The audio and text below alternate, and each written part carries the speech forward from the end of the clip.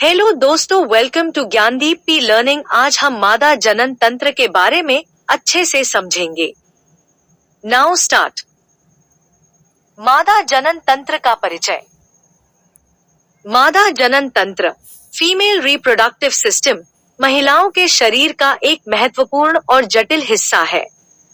यह न केवल नए जीवन को जन्म देने में मुख्य भूमिका निभाता है, बल्कि महिला के संपूर्ण स्वास्थ्य और जीवन चक्र में भी महत्वपूर्ण योगदान देता है।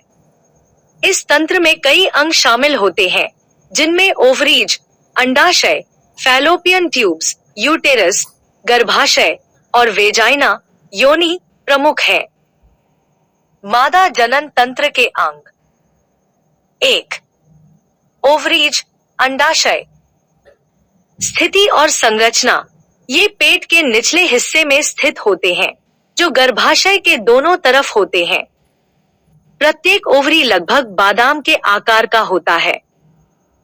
कार्य। ओवरीज में अंडाणु, एग्स, बनते हैं और हार्मोन जैसे एस्ट्रोजन और प्रोजेस्टेरोन का उत्पादन करते हैं। ये हार्मोन महिला के मासिक धर्म चक्र, मेंस्ट्रुअल साइकिल और गर्भावस्था में महत्वपूर्ण भूमिका निभाते हैं। 2. Fallopian tubes. स्थिति और संरचना। ये लंबी, पतली नलिकाएं होती है, जो ओवरीज को गर्भाशय से जोड़ती है। कार्य। ओवरीज से निकलने वाले अंडाणु इन्हीं नलिकाओं से होकर गर्भाशय की ओर जाते हैं। यहीं पर अंडाणु और शुक्राणु, स्पर्म, का मिलन होता है, जिसे निषेचन, फर्टिलाइजेशन कहते हैं। 3. यूटेरस, गर्भाशय। स्थिति और संरचना। यह एक खोखला, नाशपाती के आकार का अंग होता है, जो पेट के निचले हिस्से में स्थित होता है। कार्य। गर्भाशय वह जगह है जहां निषेचित अंडाणु का विकास और भ्रूण का विकास होता है। गर्भावस्था के दौरान गर्भाशय फैलता है और बच्चे के विकास के लिए स्थान प्रदान करता है। 4. वेजाइना, योनि। स्थिति और संरचना। योनि एक मांसपेशीय नलिका होती है, जो गर्भाशय को बाहरी जनन अंगों से जोड़ती है। कार्य। यह संभोग के दौरान शुक्राणु के प्रवेश के लिए मार्ग प्रदान करती है और मासिक धर्म के दौरान रक्त प्रवाह का मार्ग भी होती है। प्रसव के समय यह शिशु के जन्म का मार्ग बनती है। मादा जनन तंत्र की प्रक्रिया। मासिक धर्म चक्र, मेंस्ट्रुअल साइकिल। मासिक धर्म, मेंस्ट्रुएशन, यह एक प्राकृतिक प्रक्रिया है जिसमें गर्भाशय की अंदरूनी परत, एंडोमेट्रियम, का क्षय होता है और योनि के माध्यम से रक्त के रूप में बाहर निकलता है। Follicle stage, follicular stage. इस चरण में ओवरीज में अंडाणु का विकास होता है।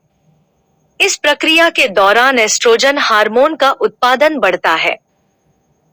ओवुलेशन, ओव्यूलेशन, यह चक्र का मध्य चरण होता है, जिसमें परिपक्व अंडाणु ओवरी से निकलकर फैलोपियन ट्यूब में प्रवेश करता है। ल्यूटियल स्टेज, ल्यूटियल स्टेज, इस चरण में प्रोजेस्टेरोन का स्तर बढ़ता है, जिससे गर्भाशय की परत मोटी हो जाती है और निषेचित अंडाणु के लिए तैयार हो जाती है।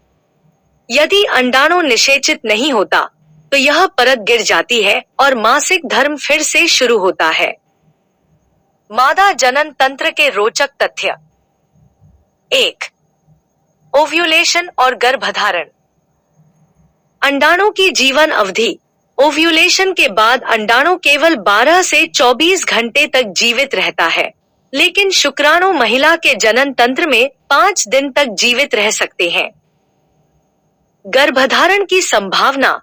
मासिक धर्म चक्र के विभिन्न दिनों में गर्भधारण की संभावना बदलती रहती है। सबसे अधिक संभावना ओव्यूलेशन के समय होती है। 2. ओवरी का जीवन काल। अंडाणु की संख्या। जन्म के समय एक लड़की के ओवरीज में लगभग 1 से 2 मिलियन अंडाणु होते हैं, लेकिन यौवन, प्यूबर्टी, तक पहुंचते पहुंचते यह संख्या घटकर लगभग 300,000 रह जाती है।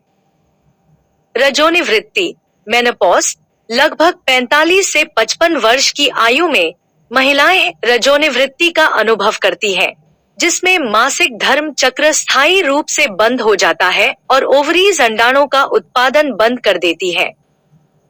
3. गर्भाशय की क्षमता। फैलने की क्षमता। गर्भाशय गर्भावस्था के दौरान अपनी मूल आकार से कई गुना अधिक फैल सकता है ताकि भ्रूण का विकास हो सके। संकुचन। प्रसव के दौरान गर्भाशय की मांसपेशियां संकुचित होती हैं, जिससे शिशु बाहर आ सकता है। 4. हार्मोनल नियंत्रण।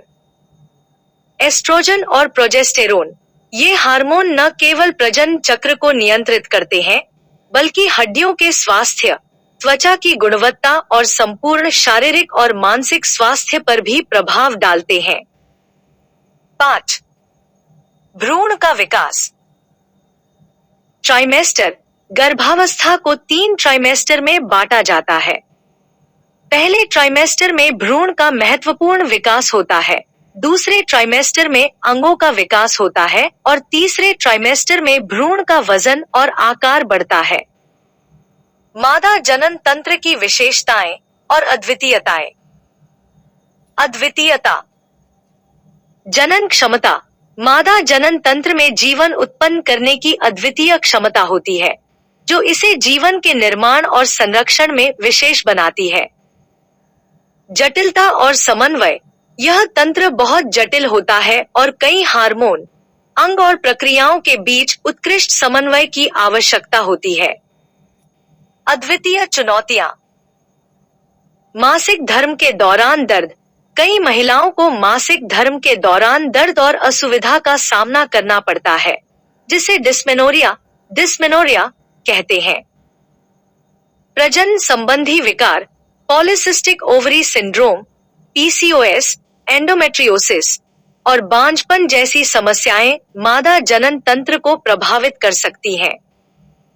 निष्कर्ष। मादा जनन तंत्र का ज्ञान और समझ महिलाओं के स्वास्थ्य, जीवन शैली और समाज के प्रति उनकी भूमिका के प्रति जागरूकता बढ़ाने में महत्वपूर्ण है। इस तंत्र की जटिलता और इसकी प्रक्रियाओं का सम्मान करते हुए हमें महिलाओं के स्वास्थ्य को प्राथमिकता देने और उनकी चुनौतियों को समझने की आवश्यकता है। मादा जनन तंत्र की संरचना, कार्यप्रणाली और रोचक तथ्यों के बारे में जानकर हम इस अद्वितीय और महत्वपूर्ण तंत्र की सराहना कर सकते हैं और इसकी देखभाल और सुरक्षा के महत्व को समझ सकते हैं। थैंक्स। आप मेरा YouTube चैनल को सब्सक्राइब कर लीजिए ताकि आपको और अधिक एजुकेशन प्रोवाइड कर सकते हैं।